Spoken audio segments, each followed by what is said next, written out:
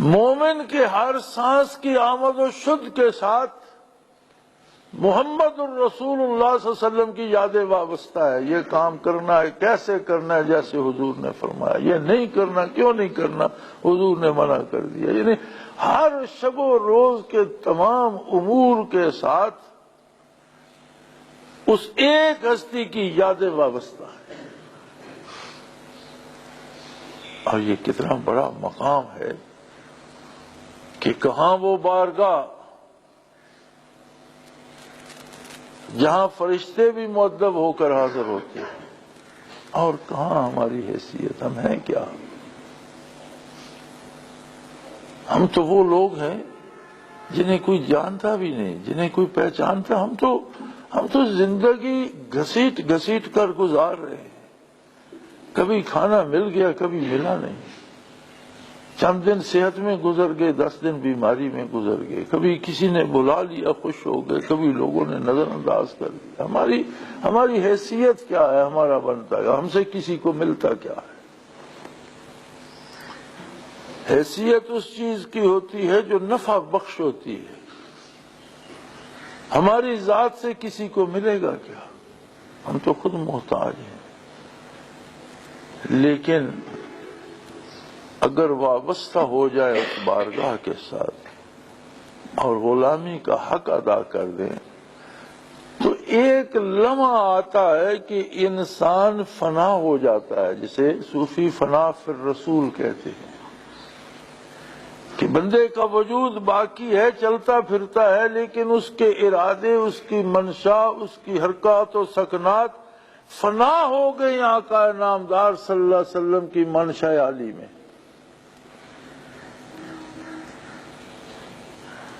اور جب کسی کو فنا فی الرسول نصیب ہوتا ہے تو دوسروں کے لیے وہ بھی نفع بخش بن جاتا ہے. جیسے آئینہ جب سورج کے سامنے آ جاتا ہے تو آگے پھر اسی روشنی کو وہ تقسیم کرنے لگ جاتا ہے. آئینے کی روشنی نہیں ہوتی ذاتی، وصول وہ بھی سورج سے کرتا ہے، لیکن اسے جذب کرنے کے بجائے منعکس کر کے آگے بھیجتا ہے، دوسروں کو نفع پہنچاتا ہے. وہ شخص نوع انسانی کے لیے مفید بن سکتا ہے جسے فنا فی الرسول نصیب ہو.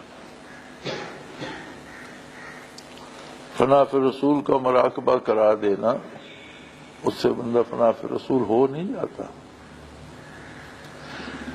ایک مدد مل جاتی ہے، ایک تعلق قائم ہو جاتا ہے بارگاہ نبوی سے، ایک رابطہ. اب اس رابطے میں زندگی کو ڈھالنے کا مکلف خود ہے. اگر اس کے بعد بھی زندگی کو اس ضابطے میں نہیں ڈالے گا تو پھر اللہ اسے معاف کر دے، ورنہ 2 گنا مجرم قرار پائے گا. اگلے دن کسی کی بات ہو رہی تھی، مجھے نہیں معلوم، یاد نہیں، کسی بے وقوفی کی بات ہوئی. تو میں نے کہا بھائی سادہ آدمی ہے، بے وقوف صحیح نماز روزہ کرتا ہے، اللہ اللہ کرتا ہے، اور اگر اس میں عقل کی کمی ہے تو یہ تو اس کی خوش نصیبی ہے. پکڑے تو ہم جائیں گے جو دانشور بنتے ہیں جب ہم پہ یہ سوال ہوگا کہ یہ تو سادہ تھا، جانتا ہی نہیں تھا، چلو اسے جان. تم جانتے تھے، تم نے ایسا کیوں کیا؟ پھر کیا ہوگا؟ یعنی مشکل تو اس کے لیے بن جائے گی جو خود کو دانشور سمجھتا ہے. اسی طرح اگر کسی کو استاد فنا فی الرسول کا مراقبہ کرا دیتا ہے تو وہ تو اور پھنس گیا کہ اب اس کے بعد بھی اگر وہ اطاعت نبوی نہیں کرتا تو اس بات کا جواب کیا دے گا کہ تیرے پاس تو ایک وسیلہ، ایک قوت، ایک رشتہ، ایک تعلق تھا بھی صحیح کہ تو اس رنگ میں خود کو رنگنے کی بھرپور کوشش کرتا، تو اتباع کے لیے مجاہدہ کرتا، محنت کرتا، حلال کھاتا، سچ بولتا اور اللہ کی زمین پر اللہ کی اطاعت کرتا. ہم لوگوں میں یہ رواج ہے کہ ہم اکثریت کو دیکھتے، سارے لوگ ایسا کر رہے ہیں، میں نے بھی ایسا کیا. یہ کوئی دلیل نہیں ہے. اگر یہ دلیل ہوتی تو ایک وقت ایسا بھی تھا کہ ساری دنیا مخالفت کر رہی تھی اور اکیلے محمد الرسول اللہ اعلان نبوت کر کے کھڑے تھے. مکہ مکرمہ میں جن لوگوں نے اسلام کی قبول کرنے کی سعادت حاصل کی، ابو بکر صدیق رضی اللہ عنہ نے کلمہ پڑھا، حضرت علی رضی اللہ عنہ نے کلمہ پڑھا، کیا ان لوگوں نے اس بات پہ کلمہ پڑھا کہ آپ کو بہت لوگ مانتے ہیں، چلو ہم بھی مانتے ہیں؟ انہوں نے کہا ساری دنیا انکار کرے لیکن یہ بندہ اللہ کا سچا ہے، ہم اقرار کرتے ہیں، ہم مانتے ہیں۔ جب آپ صلی اللہ علیہ وسلم نے واقعہ معراج بیان فرمایا تو طوفان آ گیا مکے میں کہ 3 مہینے کا راستہ تو بیت المقدس ہے، آپ آسمان کی بات کو چھوڑیں۔ ابو جہل یہ کہتا تھا، لوگ بیت اللہ کے گردا گرد صفا مروہ کی چٹانیں تھیں اور وہاں پہ محفلیں ہوا کرتی تھیں، لوگ بیٹھتے تھے، تو اس نے سب سے کہا کہ دیکھو آسمان کی بات کو جانے دو، یہ کہتے ہیں میں آسمانوں پر گیا، اس سے اوپر گیا، واپس آ گیا، اس کو چھوڑو۔ ایک بات اللہ کا یہ بندہ جو کہتا ہے کہ میں رات بیت المقدس گیا، میں نے وہاں نماز پڑھائی، تمام انبیاء نے میرے اقتداء میں نماز پڑھی، ہم اچھا قیمتی تیز رفتار اونٹ بھگا بھگا بھگا کر ہمیں 3 مہینے لگتے ہیں پہنچے، یہ ایک رات میں جا کر واپس کیسے آ گئے؟ اب انہیں سوچی کہ یہ بات ابو بکر سے کی جائے رضی اللہ تعالیٰ عنہ، تو دوڑے دوڑے پہنچے آپ کے گھر پہ۔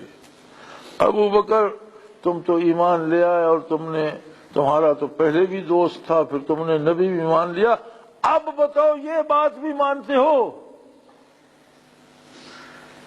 انہوں نے ہنس کے فرمایا کہ بے وقوفو، جو بات میں اس سے پہلے مان چکا ہوں وہ اس سے بڑی ہے کہ اللہ کی طرف سے مجھ پر وحی آتی ہے، اس کے مقابلے میں اس بات کی کوئی حیثیت نہیں۔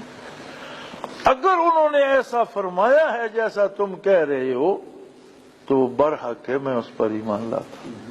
آپ صلی اللہ علیہ وسلم سے ابھی تک ابو بکر صدیق رضی اللہ عنہ نے نہیں سنا تھا، مشرکین مکہ نے جا کر بتایا کہ دیکھو آج جسے تم نبی مانتے ہو وہ یہ بات کر رہا ہے۔ انہوں نے فرمایا اگر انہوں نے ایسا فرمایا ہے تو پھر یہ سچ ہے، میں اس پر ایمان لاتا ہوں۔ یہ ہوتا ہے فنا فی الرسول۔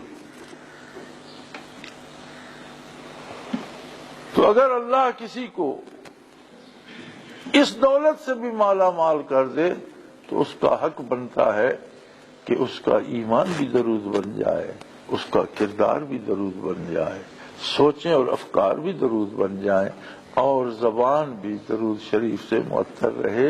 علاج کی بات تو سارے جہان کو کرنی چاہیے، ساری انسانیت کو خوشیاں منانی چاہیے، کافروں کو بھی خوش ہونا چاہیے کہ اللہ نے ایک ایسی ہستی مبعوث کی جو ہمارا بھی بھلا چاہتی ہے۔ مومن کا رشتہ تو بیست سے آ کر جڑتا ہے جسے ہم بھول ہی چکے ہیں۔ تو بحیثیت رسول آپ کی آمد جو رحمتیں اور جو برکتیں لے کر آئی ان کا شمار نہیں ہو سکتا۔ کر دیا ہم سخن بندوں کو خدا سے، مشت غبار کو الہ العالمین سے بات کرنے کا سلیقہ سکھا دیا، کہاں سے اٹھایا اور کہاں پہنچا دیا، صلی اللہ علیہ وآلہ آلہ وسلم، وآخر دعوانا الحمدللہ۔